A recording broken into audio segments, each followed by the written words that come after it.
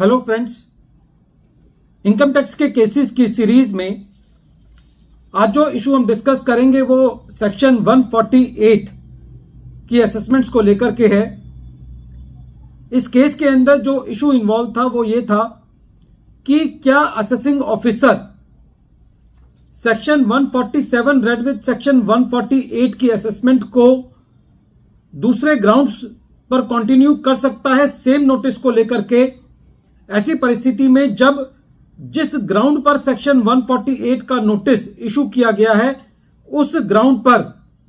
Assessing officer addition नहीं करता या उसको ऐसा लगता है कि जो ग्राउंड है जिस पर सेक्शन 148 का नोटिस इशू किया गया था उसके ऊपर कोई एडिशन नहीं बनती। यही इशू प्रेजेंट केस में मद्रास हाई कोर्ट ने एक रिट पिटीशन के फैसले में डिसाइड किया। केस का नाम है Anand sign services private limited versus assistant commissioner of income tax and others. Present case assessment year 13-14 से रिलेटेड है। असेसी को एक सेक्शन 148 का नोटिस इशू किया गया। सेक्शन 148 का जो नोटिस इशू किया गया उसका रीजन यह बताया गया कि असेसी की बुक्स में जो लैंड है वो पहले 86.93 करोड़ की आ रही थी, लेकिन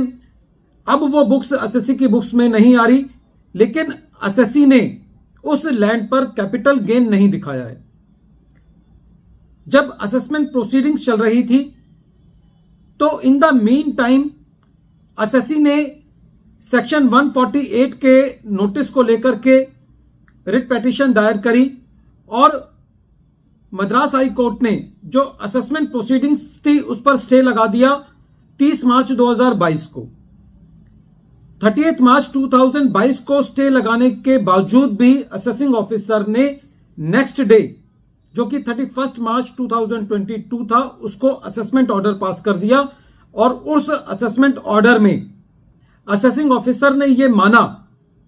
कि जो लैंड है उसके एग्जिस्टेंस में ना होने पर भी असेसी के ऊपर कोई लॉन्ग टर्म कैपिटल गेन नहीं बनता, लेकिन असेसिंग ऑफिसर ने असेसी का दूसरे ग्राउंड्स पर सेक्शन 147 के अंदर असेसमेंट कर दिया और ये एडिशन का अमाउंट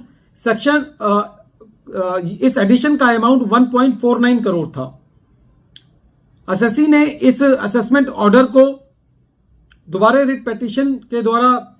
चैलेंज किया और जब यह मैटर मद्रास हाई कोर्ट ने सुना तो मद्रास हाई कोर्ट का कहना था कि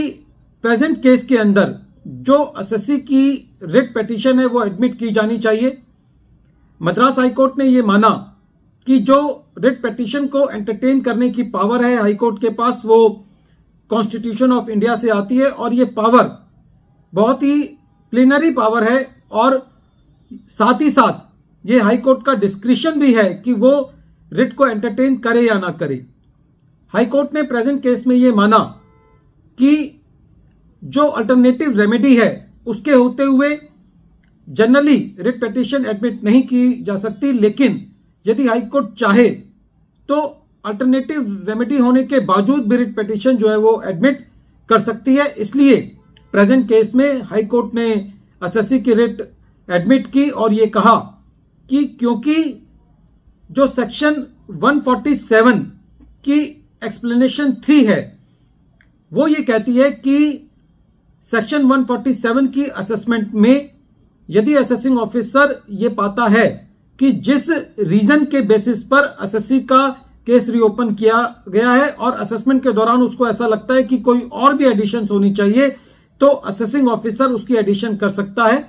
लेकिन यदि असेसमेंट के दौरान असेसिंग ऑफिसर जिस मुद्दे पर नोटिस इशू किया गया था उस मुद्दे पर एडिशन नहीं करता तो दूसरे मुद्दों पर भी एडिशन नहीं की जा सकती,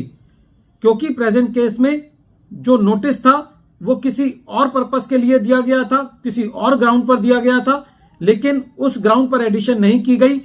तो मद्रास हाई कोर्ट का यह कहना था ऐसी परिस्थिति में explanation 3 to section 147 assessing officer को के रेस्क्यू के लिए नहीं आती और जो एडिशन असेसिंग ऑफिसर ने 1.49 करोड़ की है वो एडिशन गलत है। और इस तरीके से जो असेसमेंट ऑर्डर था मद्रास हाईकोर्ट ने उसको क्वैश किया। वीडियो के अंत में एक बार फिर मैं केस का नाम रिपीट कर रहा हूं। केस का नाम है Anand sign services private limited versus assistant commissioner of income tax and others, और ये केस 465 ITR पेज नंबर 245 पर रिपोर्ट हुआ। मैटर मद्रास हाईकोर्ट ने डिसाइड किया और इस केस का जजमेंट 20 फरवरी 2024 को आया। Thank you friends.